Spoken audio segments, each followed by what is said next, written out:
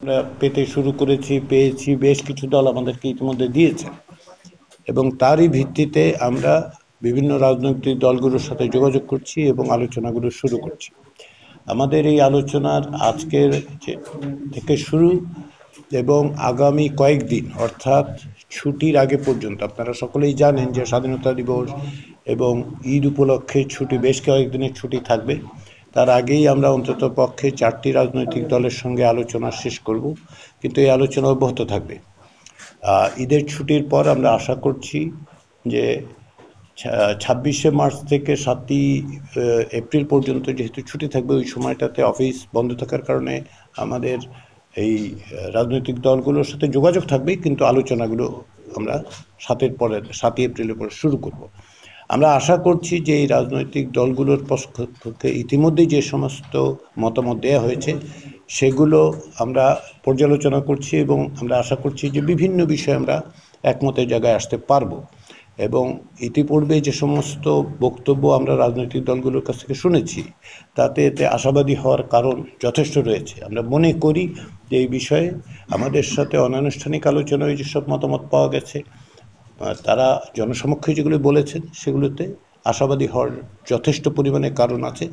সবচেয়ে বড় কারণ দুটো। 1 নম্বর হচ্ছে রাজনৈতিক দলগুলোর মধ্যে সংস্কারের ব্যাপারে কোনো রকম সংশয় দ্বিধা নেই।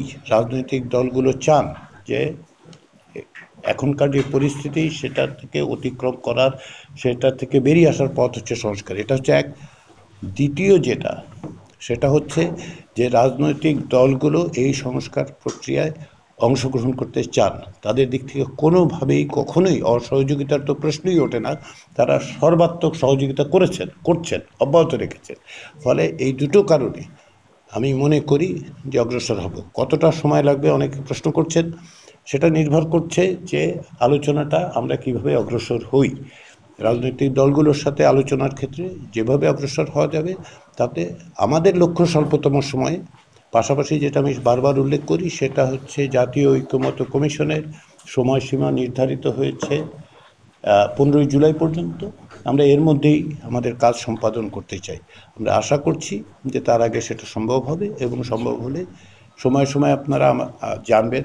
আমরা যথেষ্ট স্বচ্ছতা অবলম্বন করতে দৃঢ় সংকল্প। আপনারা জানবেন কীভাবে আমরা অগ্রসর হচ্ছি। সেক্ষেত্রে আবারও আপনাদের সকলের সহযোগিতা প্রয়োজন। প্রতিদিনই আমরা যে ব্রিফ করব আপনাদের তা কিন্তু নয়, এটা একটু স্পষ্ট করি।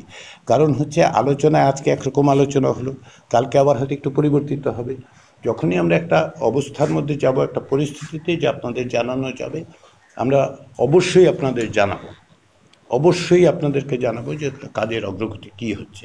সেই কাজে আপনাদের সহযোগিতা পাবো সেটা আশা করছি। কেননা দেশ, জাতি এবং জনগণ তাকিয়ে আছে আপনাদের দিকে। আপনারা কি তথ্য দেন, সঠিক তথ্য দেন, সেই আশা করে সেইটাই আপনাদেরকে সবাই আগে আবার ধন্যবাদ জানিয়ে।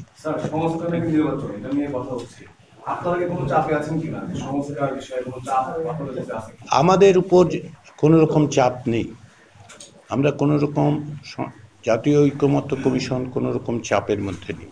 আমাদের যে দায়িত্ব দেয়া হয়েছে, এবং এক্ষেত্রে স্মরণ করিয়ে দিই যে এই জাতীয় ঐক্যমত্য কমিশনের প্রধান হচ্ছেন প্রধান উপদেষ্টা অধ্যাপক মোহাম্মদ ইউনূস।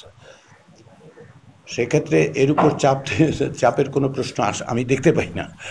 রাজনৈতিক দলগুলো তাদের অবস্থান বলছেন, অবশ্যই তারা বলবেন, কিন্তু কমিশন হিসেবে আমাদের যে দায়িত্ব, সে দায়িত্ব হচ্ছে যে কমিশনগুলো তৈরি হয়েছে সংস্কার, তার সুপারিশগুলি তুলে ধরা এবং তারই পরিপ্রেক্ষিতে তাদের সঙ্গে আলোচনা করে এক জায়গায় আসা।